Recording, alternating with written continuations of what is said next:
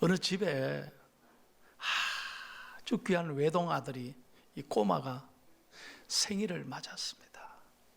그래서 주위에 있는 많은 분들이, 또 가족들이, 친구들이 와서 생일 잔치를 하는 거예요. 파티를 하는 거예요. 그러면 이제 이 생일을 맞은 친구에게 선물을 가지고 오잖아요.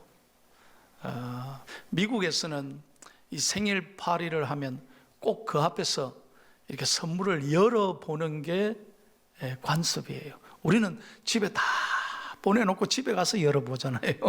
근데 미국에서는 그 앞에서 열어보는 게 예의입니다. 그래서 하나하나 가지고 온 선물을 이래 열어보는 거예요. 그런데 이제 할아버지가 하나밖에 없는 친손자, 귀한 손자 생일에 예쁘게 포장해서 선물을 가지고 왔거든요. 그러니까 이 손자가 할아버지가 너무 멋진 선물을 했을 거라고 기대하면서 다 포장지를 풀었는데, 포장지 안에, 통 안에 아무것도 없는 거예요. 아무리 털어도 뒤집어도 아무것도 안 나오는 거예요. 그러니까 할아버지한테 톡 쏘면서 한마디 합니다. 할아버지, 이게 뭐예요? 할아버지 잊어버렸어요. 이 빈통을 왜 가지고 왔어요? 그러니까 할아버지가 인자하게 웃으시면서 하시는 말씀이에요. 사랑하는 내 손자야, 비록 이 선물은 눈에 보이지는 않지만 너는 지금은 이해가 안 될지 몰라. 그러나 나는 너에게 가장 값진 선물을 해주고 싶었단다.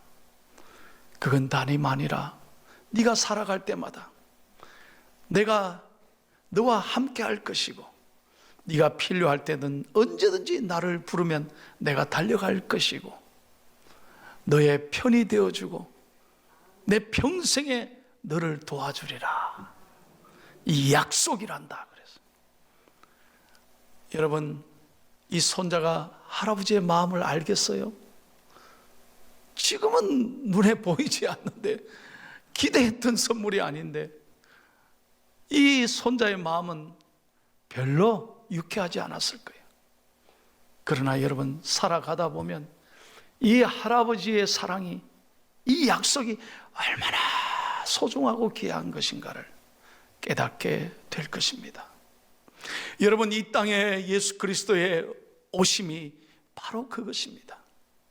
하나님은 독생자 위아들 예수 그리스도를 이 땅에 보내주셨고, 또 우리와 함께 하시고 일생 우리와 동행해 주시고, 이 땅에 다시 오실 예수 그리스도를 우리에게 약속으로 선물해 주신 줄로 믿습니다.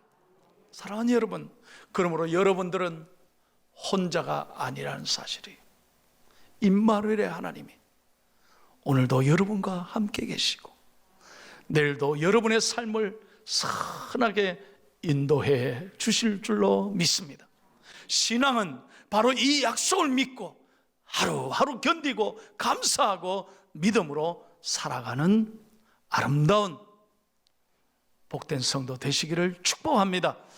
한번 앞에 예배 뒤에 보고 인사하겠습니다. 하나님이 당신과 함께 하십니다. 시작. 하나님이 당신과 함께 하십니다.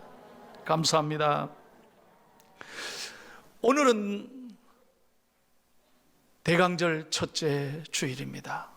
저는 이번에 성탄을 준비하면서 오늘 첫 주일날 무슨 설교를 해야 될 것인가 기도하고 준비하면서 성경을 읽다가 마리아를 생각했습니다. 오늘 마리아가 어떻게 해서 이 엄청난 축복을 받았을까? 마리아가 어떻게 성탄을 준비했을까?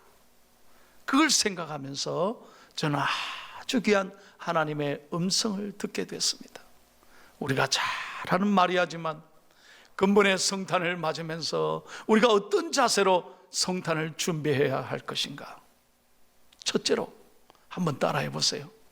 겸손해야 합니다. 다시 한번 겸손해야 합니다. 아멘. 여러분 생각해 보세요. 마리아는요, 그 갈릴리 해변 나세롯 아주 시골 촌뜨기 여인이었습니다. 무명의 여인이었습니다. 그 당시 수도 예루살렘에는 수많은 명문 가문의 여인들이 얼마나 많았겠습니까? 거기에는 잘 배운 여인들, 당대 최고의 학벌자, 그리고 우수한 가문들, 또 돈 많은 사람들의 딸, 잘난 여인들이 참 아가씨들이 많았을 거예요. 그런데 왜 하나님이 하필이면 이 무명의 여인, 아무도 알아주지 않는 나사렛 여인 마리아에게 찾아왔을까? 여러분, 이걸 깊이 한번 생각해 보세요. 마리아가 무슨 가진 게 있습니까? 마리아가 똑똑했습니까? 집안 배경이 화려했습니까? 내세울 것이 뭐가 있었겠습니까? 그런데 마리아가 하나님으로부터 선택받았던 이유는 겸손한 신앙인이었다는 거예요.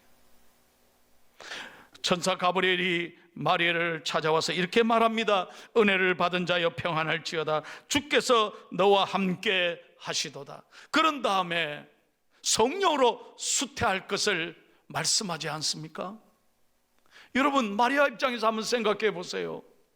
어떻게 내가 남자를 알지 못하는데, 이제 막 정혼했는데 어떻게 내가 아들을 낳는단 말입니까? 어떻게 나에게 이런 일이 있을 수 있습니까? 이 엄청난 일이 왜 하필이면 나에게? 그러나 마리아는 겸손히 그 사실을 받아들였다는 거예요. 그리고 하나님 앞에 이렇게 말씀합니다. 여러분, 38절을 다시 한번 읽겠습니다. 다 같이요, 크게 시작. 마리아가 이르되 주의 여종이오니 말씀대로 내게 이루어지이다 하매 천사가 떠나가니라. 한번 따라합시다. 말씀대로 내게 이루어지이다. 은혜 되시면 아멘. 하나님, 저는 주의 계집종이오니 I'm nothing. 나는 아무것도 아닙니다. 나는 아무것도 아닙니다. 다만 원하는 것은 주의 말씀이 나를 통해 이루어지기를 원합니다. 이것이 신앙인의 태도라는 거예요. 오늘 여러분, 대한민국을 보십시오. 왜 정치가 이렇게 혼란스럽습니까? 이 어려운 때인데 왜 국민들이 이렇게 걱정을 하고 아파합니까? 지도자들이 전부 다 자기 생각이 옳다고 주장하고 있습니다. 남의 얘기를 들으려고 하지 않습니다. 소통하려고 하지 않습니다. 과연 국민들이 어떻게 생각하는지 관심이 없습니다. 자기 의견에 동조하면 자기 편이 되는 거예요. 전부 다 편가름하고요. 자기 의견을 따라주지 않으면 다 정죄하고 비판하고, 그리고 하나하나씩 왕따를 시키고 상대를 다 죽입니다. 여러분, 저는 이게 너무나 가슴이 아픈 거예요. 왜 오늘 대한민국이, 이 사회가 이 어려울 때 국민 통합을 이루고 정말 미래를 향해서 힘차게 걸어가야 되는데 왜 이 사회가 이렇게 여전히 가슴이 아프고 답답할까? 우리 모두가 하나님 앞에 자신을 돌아보고 겸손히 자신을 내려놓아야 한다는 것입니다. 하나님은 겸손한 자에게 은혜를 베풀어 주실 줄로 믿습니다. 여러분, 예수 그리스도를 생각해 보십시오. 만왕에 와신 그분이, 하나님이신 그분이 친히 종이 되어서 모든 것 비우시고 낮추셔서 이 땅에 오셨습니다. 자기를 내어주셨습니다. 자기를 친히 낮추셨습니다. 자기를 비우셨습니다. 그게 성탄입니다. 오늘 우리는 자기 알아주지 않으면 다 화를 냅니다. 한순간에 자기 의견에 따라주지 않으면 탁 돌았습니다. 상처받고 시험받습니다. 오늘 예수님을 생각해 보십시오. 마리아를 생각해 보십시오. 마리아는 주님 앞에, 이 엄청난 말씀 앞에 나는 아무것도 아닙니다. 다만 내가 원하는 건 주의 말씀이 이루어지기를 원합니다. 여러분, 오늘부터 성탄을 준비하면서 저는 우리 포항중앙회 성도들의 가슴이 가난해지기를 원합니다.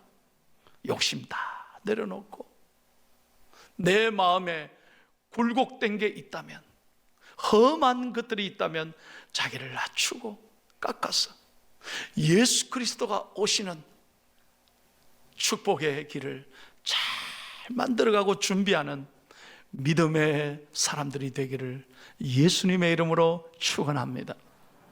두 번째로, 여러분, 마리아는 어떻게 했습니까? 다 같이 읽겠습니다. 시작. 어떤 어려움도 참고 인내해야 합니다. 생각해 보십시오. 어떻게 남자를 알지 못하는 이 마리아가 아기를 잉태한단 말입니까? 가장 가까웠던 자기의 약혼남 요셉마저도 마태복음 1장 19절에 보면 조용히 끊고자 했다 했습니다. 가장 사랑하는 사람으로부터 미움을 받을 때, 배신을 받을 때 얼마나 그 고통이 크겠습니까? 가장 사랑했던 요셉으로부터 이제 이 결혼 그만두자고 그런 말을 들었을 때 얼마나 기가 막히겠냐 이 말이에요. 마리아 입장에서는 참으로 고통이었을 것입니다.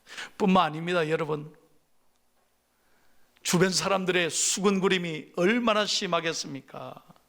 여러분, 마리아가 사는 나사렛은 큰 동네가 아닙니다. 무슨 일만 있으면요, 반나절만 지나면 온 동네방네 소문이 다 납니다. 우물가에 여인들이 몇 명만 모이면 그날로 다 알려지는 거예요. 아마 상상해 보십시오. 야, 우리가 얌전한 줄 알았던 마리아가 글쎄 아기를 가졌다네. 이야, 여인들의 입은 BMW입니다. BMW, 빅마우스 우먼이라는 거예요. 금방 다 퍼지잖아요. 이게 도시 같은 몰라도 시골에서요, 이런 일이 있다면 금방 다 퍼지는 거예요. 마리아 입장에서 여러분, 어떻게 얼굴을 들고 동네를 다니겠냐 이 말이에요. 얼마나 일이 여인으로서는 힘든 일이었겠습니까? 그뿐만 아닙니다. 이 어렵게 주신 잉태한 이 아들이 장차 메시아가 되어서 십자가에 죽음을 당하리라는 그 아들인데, 생각해 보세요. 어떻게 얻은 아들인데 그 아들을 십자가에 내어준다는 말입니까? 어머니로서 얼마나 견디기 어려운 일이었겠냐는 거예요. 그럼에도 불구하고 마리아는 끝까지 참았다는 거예요. 인내했다는 거예요. 여러분, 이 같은 마리아의 신앙의 인내가 있었기에 이 땅에 예수 그리스도가 마리아를 통해서 오신 줄로 믿습니다. 하나님의 역사를 이루는 사람은 끝까지 인내하고 참고 잘 견뎌야 할 줄로 믿습니다. 은혜 되시면 아멘 합시다. 여러분, 신앙생활은요, 끝까지 잘 참는 거예요. 인내하는 거예요. 우리 중앙회 성도 여러분, 오늘 마리아를 생각하면서 여러분의 삶에 어떤 어려움이 있다 할지라도 하나님의 말씀 붙잡고 잘 참고 견디는 믿음의 사람들 다 되시기를 예수님의 이름으로 축원합니다. 세 번째입니다. 다 같이 읽겠습니다. 마리아는 어떻게 살았습니까? 시작. 순종해야 합니다. 제가 늘 말씀드리지만 순종은 순종할 수 있는 것을 순종하는 게 아닙니다. 도저히 받아들일 수 없는 사실이지만 내 머리로, 이성으로, 내 신앙으로는 도저히 이해할 수 없는 일이지만 기꺼이 하나님 말씀이기에 순종할 때 하나님은 그 순종의 사람을 통해서 역사를 이루어 가신다는 거예요. 여러분, 성령께서 하나님의 아들을 잉태하리라는 통고를 받았고 났을 때 마리아는 수없이 불면의 밤을 보냈을 것입니다. 도저히 자기 생각으로는 이해할 수 없었을 것입니다. 그럼에도 불구하고 마리아는 하나님의 말씀이기에 순종했다는 거예요. 하나님의 말씀이기에 계산하지 않고 따지지 않고 내 머리로 판단하지 않고 오직 하나님의 말씀이기에 어떤 대가에도 불구하고 어떤 희생에도 불구하고 마리아는 하나님 말씀 붙잡고 순종했다는 거예요. 바로 이런 사람에게 하나님은 축복의 문을 열어주시는 것입니다. 여러분, 정말 불안한 시대를 살고 있어요. 그러나 이 어려운 때지만 세상이 아니라, 사람이 아니라, 환경이 아니라 우리가 하나님 말씀 붙잡고 하나님 말씀 끝까지 인내하고 순종하고 나가면 하나님이 우리의 삶을 선하게 지켜주시고 여러분을 아름답게 돌보아 주실 줄로 믿습니다. 마지막 네 번째예요. 마리아가 어떻게 했습니까? 다 같이 읽고 마칩니다. 시작. 뭐 했다고요? 찬양해. 여러분, 지금 마리아가 찬양할 상황입니까? 예? 이 엄청난 통고를 받고 얼마나 기가 막히겠어요? 얼마나 답답하겠어요? 이 아기를 낳기까지 얼마나 많은 고통이 따랐겠어요? 그런데 오늘 본문 말씀을 보십시오. 마리아는 믿음으로 찬양하고 있다는 거예요.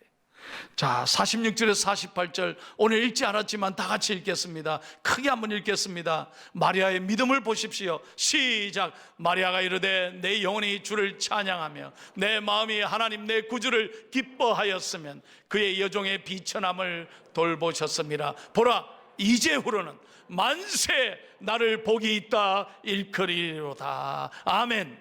잘 보십시오. 이제후로는 만세의 나를 복이 있다 일컬이로다. 믿음으로 찬양했다는 거예요. 감사함으로 찬양했다는 거예요. 이렇게 찬양할 때 여러분, 마리아를 통해서 메시아 예수 그리스도가 이 땅에 오셨다는 거예요. 오늘도 예배하면서 마스크 끼고 있습니다. 우리가 코로나 때문에 큰 소리로 찬양하지 못하지만 여러분, 마스크 덕분에 찬양 안 해도 되겠지. 여러분, 하나님 앞에서 그렇게 살면 안 돼요. 하나님 다 보고 계시잖아요. 여러분, 지금까지 베풀어 주신 은혜가 얼마나 감사한데, 저는 오늘 새벽에도 한없이 눈물이 나는 거예요. 이 어려운 상황에도 오늘 시온 찬양대 아름다운 고백처럼 은혜 아니면 우리가 어떻게 이렇게 대면 예배를 드릴 수 있겠습니까? 건강하게 우리가 세상을 볼 수 있고 들을 수 있고 말할 수 있고, 오늘도 이 11호 자동차 타고 걸어서 운전해서 오늘도 이 아름다운 성전에 나와 예배할 수 있다면 하나님의 은혜인 줄로 믿습니다. 어찌 찬양하지 아니할까? 우리는 상황에 따라서, 기분에 따라서, 환경에 따라서 기분 좋으면 찬양하고 기분 나쁘면 안 하고, 일이 잘 되면 찬양하고 일이 안 되면 찬양 안 하고, 그런 게 아니잖아요. 여러분, 우리가 이 다음에 천국 갔어도 영원토록 하나님 앞에서 할 일이 무엇이겠어요? 찬양하는 거예요. 찬양하는 거예요. 마지막으로 사도행전 16장 25절 26절 한번 보세요. 바울과 실라가 감옥에 갇혔을 때 어떻게 했습니까? 다 같이 읽겠습니다. 시작. 한밤중에 바울과 실라가 기도하고 하나님을 찬송하며 죄수들이 듣더라. 이에 갑자기 큰 지진이 나서 옥토가 움직이고 문이 곧 다 열리며 모든 사람의 매인 것이 다 벗어진지라. 여러분, 믿으시면 아멘 합시다. 다시 한번 믿으시면 아멘 합시다. 지금 바울과 실라가요, 복음 전하다가 무슨 나쁜 짓 했나요? 복음 전하다가 억울하게 감옥에 붙잡혀서 죽도록 매를 맞습니다. 그리고 쇠고랑 발고랑 다 차서 그 캄캄한 감옥에 갇혀 있습니다. 그럼에도 불구하고 하나님께 기도하고 찬양했을 때 하나님의 기적이 일어난 거예요. 모든 매인 것이 풀리게 된 거예요. 여러분들이 오늘 집에 돌아가셔서 이 말씀의 은혜가 되면 하나님 앞에서 여러분 가정에서라도 하나님을 찬송하기를 축복합니다. 정말 진정으로 어렵고 답답할 때마다 하나님을 찬송하고 하나님을 의지할 때 여러분의 메인 것이 풀리게 될 줄로 믿습니다. 기적이 있다고 믿는 사람에게 기적이 일어나는 거예요. 믿음으로 찬송해 보세요. 감사해 보세요. 오늘도 살아계시고 우리의 기도와 우리의 찬양을 듣고 계신 하나님께서 우리의 메인 것을 다 풀어주실 줄로 믿습니다. 그래서 저는 오히려 이 코로나지만 더 하나님께 믿음으로 찬양해야 된다고 분명히 믿습니다. 비록 우리가 마스크를 쓰지만 더 감사함으로 하나님을 찬송할 때 하나님은 반드시 이 고통 중에서 우리와 함께 하시고 피할 길을 주시고 우리를 통해 영광 받으실 줄로 믿습니다. 오늘 마리아의 성탄을 보면서 이번 성탄에는 그 어느 때보다도 어려운 때지만 더 겸손하고 끝까지 인내하고 하나님 앞에 순종하면서 하나님을 마음껏 어려움 속에도 찬양하면서 여러분 이 성탄이 의미 있고 감사하고 행복하고 기적이 일어나는 복된 성탄이 되기를 예수님의 이름으로 축원합니다.